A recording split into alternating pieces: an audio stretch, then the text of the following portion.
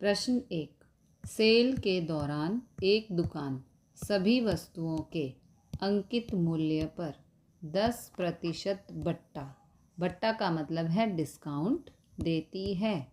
रुपये 1450 अंकित मूल्य वाला एक जीन्स और 2 कमीज़ें जिनमें से प्रत्येक का अंकित मूल्य रुपये 850 है को खरीदने के लिए किसी ग्राहक को कितना भुगतान करना पड़ेगा। ओके, तो सभी वस्तुओं के अंकित मूल्य पर बट्टा है 10%। जीन्स का अंकित मूल्य है 1450 रुपये और प्रत्येक कमीज का अंकित मूल्य है 850 रुपये। जीन्स पर बट्टे का सूत्र होता है बट्टा गुणा अंकित मूल्य अपॉन में 100। बट्टा है 10, अंकित मूल्य है 1450, बट्टा 10% है इसलिए 10/100, अंकित मूल्य 1450। अब इसे कैंसिल करेंगे, 1 0 से 1 0 कैंसिल, 1 0 से 1 0 कैंसिल, यहाँ बच गया 145। तो जीन्स पर बट्टा मिला रुपये 145। अब जीन्स का विक्रय मूल्य का मतलब होता है बेचना। ओके, 1450 में से 145 को माइनस कर देंगे, यानी कि बट्टे को माइनस कर देंगे। तो 1450 में से 145 को माइनस करेंगे तो 1305 रुपये आएगा, यानी कि हम जीन्स को बेचेंगे, विक्रय करेंगे अब 1305 रुपये में। अब 2 कमीज का अंकित मूल्य दिया है 850 रुपये, लेकिन यहाँ 2 कमीज की बात हो रही है तो 2 गुणा 850 कर देंगे। 850 को 2 से गुणा करेंगे तो 1700 रुपये आएगा। ओके, अब 2 कमीज पर बट्टा, ये बट्टे का सूत्र है बट्टा गुणा अंकित मूल्य अपॉन में 100। बट्टा है 10, अंकित मूल्य है 1700 रुपये 2 कमीज का, है ना, अपॉन में 100। अब इसे करेंगे सिंप्लीफाई, 1 0 से 1 0 कैंसिल, 1 0 से 1 0 कैंसिल, यहाँ बच गया 170, तो 170 रुपये हो गया। अब 2 कमीज का विक्रय मूल्य, यानी कि 2 कमीज को हम कितने रुपए में बेचेंगे, तो 1700 में से माइनस 170 कर देंगे, यानी कि जो ये 1700 रुपये था अंकित मूल्य, उसमें से बट्टे को माइनस कर देंगे। 1700 में से 170 को माइनस करेंगे 1530 रुपये होगा। अतः ग्राहक को 1305 प्लस 1530, देखो जीन्स का विक्रय मूल्य 1305 था, ठीक है, और दूसरा क्या आया है 2 कमीज का, ये तो जीन्स का हुआ। अब 2 कमीज का विक्रय मूल्य है इतना, ठीक है, तो दोनों को ऐड कर देंगे, इसको और इसको। 1305 प्लस 1530 होता है 2835, इन दोनों को प्लस करना है, इतने रुपए का भुगतान करना पड़ेगा। प्रश्न 2। एक टेलीविज़न का मूल्य 13,000 रुपये है। इस पर 12% की दर से बिक्री कर वसूला जाता है। यदि विनोद इस टेलीविज़न को खरीदता है तो उसके द्वारा भुगतान की जाने वाली राशि ज्ञात कीजिए। तो यहाँ पर क्रय मूल्य, यानी कि जितने में वो खरीदता है वो है 13,000 और बिक्री कर की दर है 12%। कर का मतलब है यहाँ पर टैक्स देना। ओके, तो माना क्रय मूल्य बराबर 100 रुपये हो, तब विक्रय मूल्य 100 प्लस 12 होगा। ओके, 100 और इसमें ये वाला 12 ऐड कर देने का, ठीक है। जब क्रय मूल्य 100 रुपये तब विक्रय मूल्य, विक्रय का मतलब होता है बेचना, इतना होगा। 100 प्लस 12 112 रुपये। जब क्रय मूल्य, देखो ये सीरीज़ बन रही है, जब क्रय मूल्य 100 रुपये तब विक्रय मूल्य 112, ठीक है, यहाँ पर हमने फाइंड किया। अब जब क्रय मूल्य 1 रुपये, यहाँ 100 था, यहाँ 1, तो इस 100 को यहाँ पर नीचे ले जाएंगे, ठीक है, 112 के नीचे। फिर जब 100 तो 112, जब 1 तो 112/100, और जब क्रय मूल्य 13,000 जो कि हमें दिया है, तब विक्रय मूल्य 112/100 गुणा ये जो 13,000 है, इसको यहाँ गुणा में लेके जाएंगे। ओके, अब इसे करते हैं सिंप्लीफाई। 2 जीरो से 2 जीरो कैंसिल, यहाँ बच गया 112 गुणा में 130, तो 112 को 13 से गुणा करते हैं, ये रही गुणा, 1456 आ गया। लेकिन यहाँ पर एक जीरो भी है, उस जीरो को यहाँ पर लगा देंगे। ओके, अतः उसके द्वारा भुगतान की जाने वाली राशि 14,560 रुपये है। आपको सीरीज़ बनानी है, जब क्रय मूल्य 100, जब क्रय मूल्य 1 रुपये और जब क्रय मूल्य जो हमें दिया हुआ हो। ओके, प्रश्न 3, अरुण एक जोड़ी स्केट्स किसी सेल से खरीद कर लाया। स्केट्स का मतलब है पहिएदार जूते, जिस पर दिए गए बट्टे की दर 20% थी।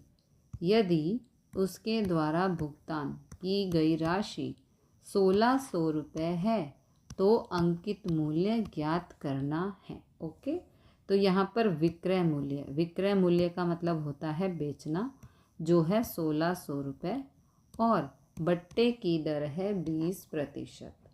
माना अंकित मूल्य 100 रुपये, तब विक्रय मूल्य 100 माइनस 20, 100 माइनस 20 का मतलब है इस 100 में से जो बट्टा दिया है 20%, उसको माइनस करेंगे तो आएगा ₹80। ओके, जब विक्रय मूल्य 80 रुपये, तब अंकित मूल्य 100 रुपये। ओके, अब देखो सीरीज़ बनाएंगे। जब विक्रय मूल्य 1 रुपये, पहले 80 रुपये था, अब 1 रुपये, तो ये जो 80 है इसको हम यहाँ पर भाग में लेके जाएंगे। जब विक्रय मूल्य 1600 रुपये जो कि हमें दिया है, तब अंकित मूल्य ये 100/80 यहाँ पर, और जो ये 1600 है इसको यहाँ गुणा में रख देंगे। अब इसे करेंगे सिंप्लीफाई। 1 जीरो से 1 जीरो कैंसिल, यहाँ बच गया नहीं, 1 जीरो से 1 जीरो कैंसिल, 10/8 ये रहा, यहाँ पर ये 1600। ओके, अब क्योंकि बीच में गुणा का निशान है, तिरछा कैंसिल हो सकता है।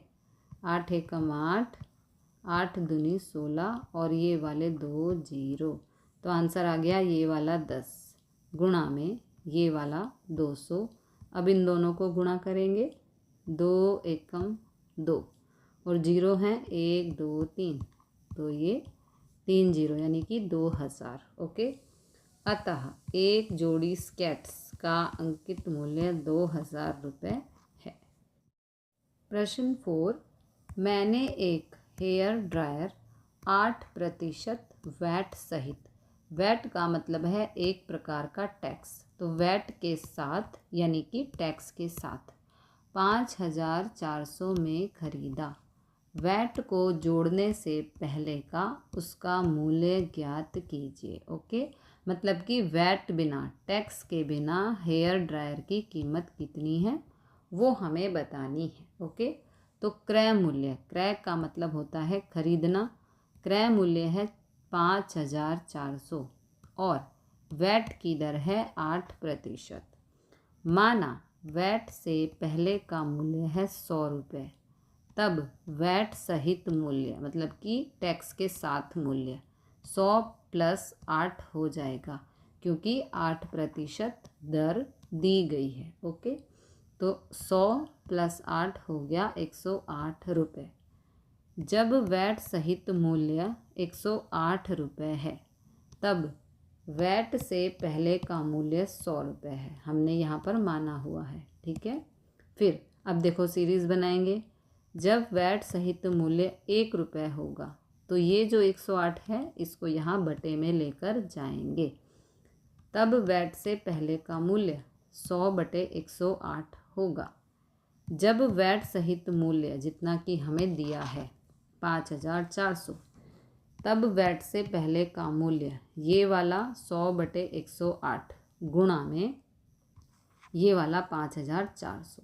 अब इसे करेंगे सिंप्लीफाई। ओके, तो यहाँ पर ये दोनों संख्याएं सम संख्या हैं। इन दोनों संख्या को हम 2 से कैंसिल कर सकते हैं। 100 को 2 से भाग करेंगे 50 आएगा। 108 को 2 से भाग करने पर 54 आएगा। गुणा में यहाँ पर है 5400। अब क्योंकि बीच में गुणा का निशान है, तिरछा कैंसिल हो सकता है। 54 एकम 54, 54 एकम 54 और ये वाले 2 जीरो, तो यहाँ पे बच गया ये वाला 50 गुणा में ये वाला 100। अब इन दोनों को गुणा करेंगे। 5 एकम 5, ज़ीरो गिन के यहाँ पे लिख देंगे 1 2 3, 1 2 3, आंसर आ गया 5000। ओके, अतः वैट को जोड़ने से पहले का उसका मूल्य था 5000 रुपये। प्रश्न 5, कोई वस्तु 18% GST सम्मिलित करने के बाद 1239 में खरीदी गई। GST का मतलब है यहाँ पर एक तरह का टैक्स। GST जोड़ने से पहले का उस वस्तु का मूल्य ज्ञात कीजिए। मतलब कि वो वस्तु बिना टैक्स के कितने की होगी वो हमें बताना है। ओके, तो माना बिना GST के वस्तु का मूल्य 100 रुपये है। अब GST हमें दिया है 18%। ओके, इसलिए GST सहित वस्तु का कुल मूल्य 100 + 18, इन दोनों को प्लस करना है। ओके, हो गया 118 रुपये। तो अब यहाँ पे सीरीज़ बनाएंगे हर क्वेश्चन की तरह। जब कुल मूल्य 118 रुपये है तो वास्तविक यानी कि सच्चा मूल्य 100 रुपये है। जब कुल मूल्य 1 रुपये है तो वास्तविक मूल्य ये वाला 100 और ये वाला 118 अपॉन में। ठीक है, जब कुल मूल्य 1239 जो कि हमें दिया हुआ है 1239 रुपये है तो वास्तविक मूल्य ये वाला 100/118 यहाँ पर गुणा में 1239। ओके, अब इसे करेंगे सिंप्लीफाई। अब यहाँ पर ये दोनों संख्याएं सम संख्या हैं, इसलिए इन दोनों को हम 2 से कैंसिल कर सकते हैं। 2 से 100 को भाग करेंगे 50 आएगा। 2 से 118 को भाग करेंगे 59 आएगा। यहाँ पर 1239। अब क्योंकि बीच में गुणा का निशान है तो 59 से हम 1239 को कैंसिल या भाग कर सकते हैं। ये रही भाग। 59 दूनी 118, 13 में से 8 गया 5, यहाँ पे उतारा 9, 59 एकम 59, तो 59 से 1239 को भाग करने पर 21 आता है। तो यहाँ पर बच गया 50 गुणा 21। 50 को 21 से गुणा करने पर 1050 आएगा। इसका मतलब ये है, अतः GST जोड़ने से पहले मतलब कि टैक्स बिना उस वस्तु का मूल्य 1050 रुपये था।